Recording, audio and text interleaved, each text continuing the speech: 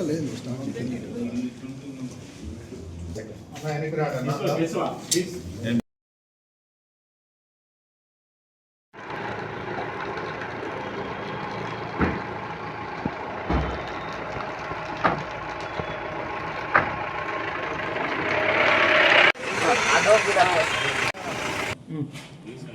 తర్వరం 1 town లిమిట్స్లో లోనికోట ఏరియాకు చెందినటువంటి కొత్వాల్ నూర్ అహ్మద్. ఇతను వయసు 42 సంవత్సరాలు. ఇతను చికెన్ బిర్యానీ తయారు చేసి హోటల్లో పనిచేస్తున్నాడు.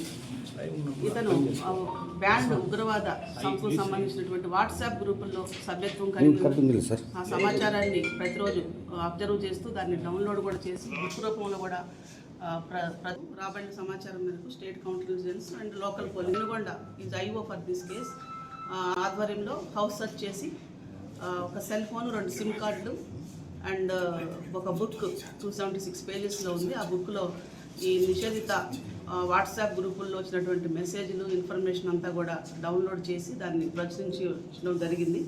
ఇవన్నీ కూడా సీజ్ చేసి yesterday we have shown him arrest under UPA Act and other sections of the IPC which are telling about that enmity, hatred and enmity develop చేయడం అండ్ దేశ సమగ్రతకు సమైక్యతకు అవరోధం కలిగించేటువంటి సమాచారాన్ని సేకరించడం, అలాంటి యాక్టివిటీస్లో పార్టిసిపేట్ చేయడం, అలాంటి సెక్షన్స్తో yesterday అరెస్ట్ చేయడం జరిగింది. రిమాండ్కి తరలించడం జరిగింది. ప్రస్తుతం కడప సెంట్రల్ జైలుకు అతన్ని 14 రోజులు రిమాండ్ విధించి పంపించడం జరిగింది. ఈ వ్యవహారంలో అతని యొక్క వాట్సాప్ గ్రూపుల్లో పరిశీలిస్తే జైష్-ఈ మహమ్మద్, సదాయి జిహాద్, మక్బూజ్ కి ఆవాజ్, నజ్రియాతి అనే students open political group in Pakistan, అట్లాగే కాఫీరాన్కి లియా తల్వార్ అనే ఒక వాట్సాప్ గ్రూపుల్లో సంస్థకు సంబంధించినటువంటి వాట్సాప్ గ్రూపులో ఇతను మెంబర్గా ఉన్నాడు. అలాగే ప్రతిరోజు కూడా యాక్టివ్గా ఉన్నాడు. వాటికి సంబంధించినటువంటి సమాచారాన్ని సేకరిస్తున్నాడు. అంతేకాకుండా మసీదుల దగ్గర ఉన్నటువంటి ఆఫ్టర్ ప్రేయర్స్ మసీదుల దగ్గర ఉన్నటువంటి యువకులు ఎవరైతే ఉంటారో వాళ్ళకు కూడా ఈ విషయాలని ఇతను తెలియజేస్తున్నాడు.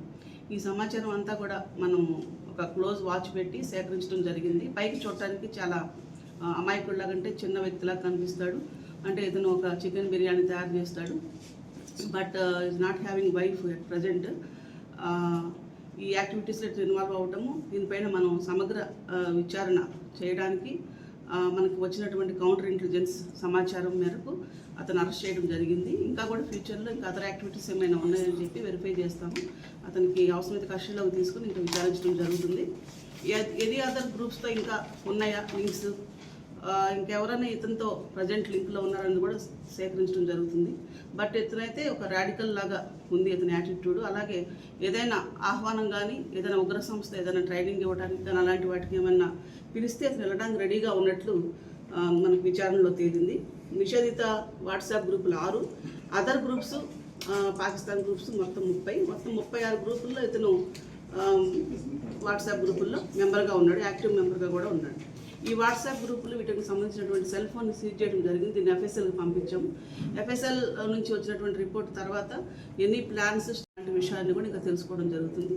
దాన్ని బట్టి ఫ్యూచర్ ఇన్వెస్టిగేషన్, ఫ్యూచర్ విచారణ అనేది ఉంటుంది. రెండు సిమ్లు, ఒక సెల్ ఫోన్. కౌంటర్ ఇన్సిడెన్స్ అని చెప్పాను. స్టేట్ కౌంటర్ ఇన్సిడెన్స్కి వచ్చినటువంటి సమాచారం అంటే అబ్జర్వేషన్, వాట్సాప్ గ్రూపుల్లో కొన్ని అబ్జర్వేషన్స్ అనేది ఉంటుంది.